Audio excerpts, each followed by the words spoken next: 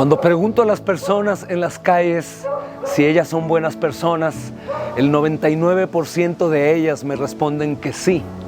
Pero ¿cuál es su estándar para saber de la bondad? El estándar es que no soy tan malo o tan pecador como los hombres que me rodean en el mundo. Pero ¿qué dice la palabra acerca de la maldad y del pecado?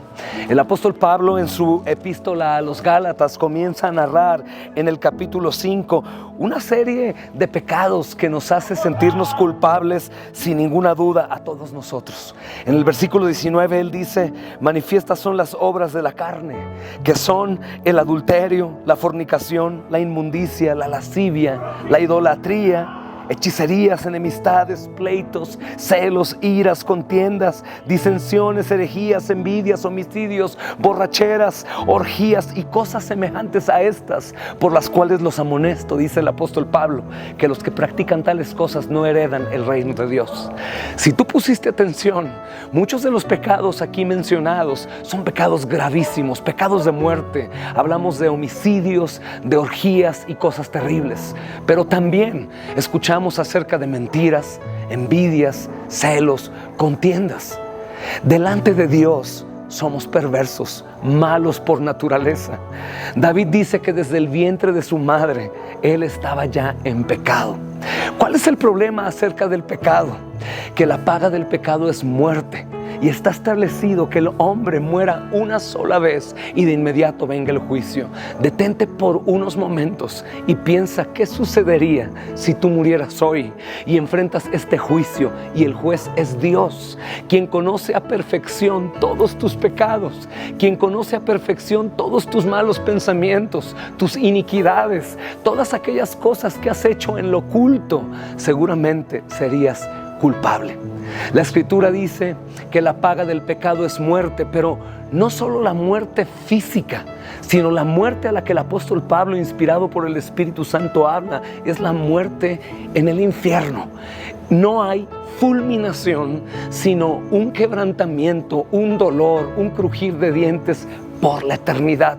Solamente imagina por un tiempo que tu corazón pare y de pronto enfrentes este juicio y se te mande al infierno, así como a un ladrón se mandaría a la cárcel en esta tierra.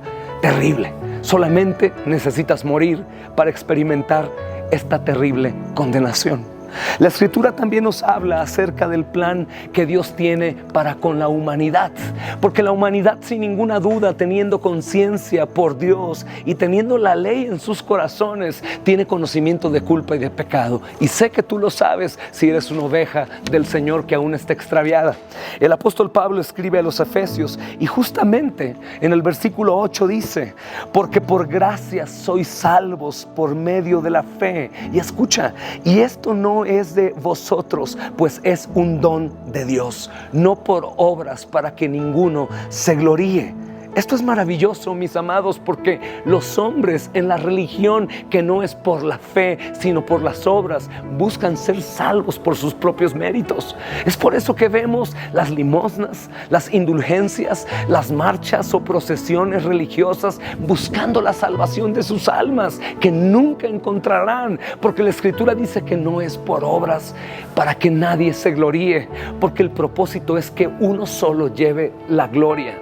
Hay un texto que es maravilloso en la carta a los Hebreos. El capítulo 10, mis amados hermanos, narra con precisión lo que te vengo hablando hasta hoy. Y dice la Escritura así: porque todos los sacerdotes están día tras día ministrando los mismos sacrificios que nunca pueden quitar los pecados. Pero Cristo, habiendo ofrecido un solo sacrificio por los pecados, se ha sentado a la diestra de Dios. Quiero explicarte esto.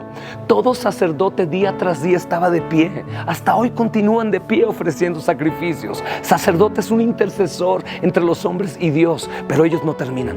Pero la Escritura dice: pero Cristo ofreció un solo sacrificio y se ha sentado a la diestra de Dios. ¿Sabes por qué se ha sentado?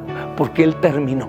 Y añade lo siguiente también: porque con esa sola ofrenda ha hecho perfectos para siempre a los santificados, y nos atestigua lo mismo el Espíritu Santo. Después de aquellos días, dice el Señor, este es el pacto que haré con ellos. Después de aquellos días pondré mis leyes en sus corazones y en sus mentes las escribiré. Y dice, nunca más me acordaré de sus pecados y transgresiones, porque donde hay perdón de estos, ya no hay más ofrenda por ellos. Amados, nos hemos cansado buscando una salvación que nunca encontraremos en ningún lugar ni en ninguna otra persona, sino solamente en Cristo, porque Cristo es el Rey de Reyes, Señor de señores, que se despojó de sí mismo, haciéndose obediente hasta la muerte y muerte de cruz, y en esa cruz pagó en tu lugar. Todos los pecados fueron cobrados a Él, y el Padre lo aplastó y lo llevó a sufrir el mismo infierno eterno en tu lugar. En unos minutos de esa cruz, Cristo murió y resucitó al tercer día, y se levantó de entre los muertos para continuar por más de 40 días a más de 500 personas hablando esta noticia, y nos mandó que predicáramos el Evangelio a todas las naciones.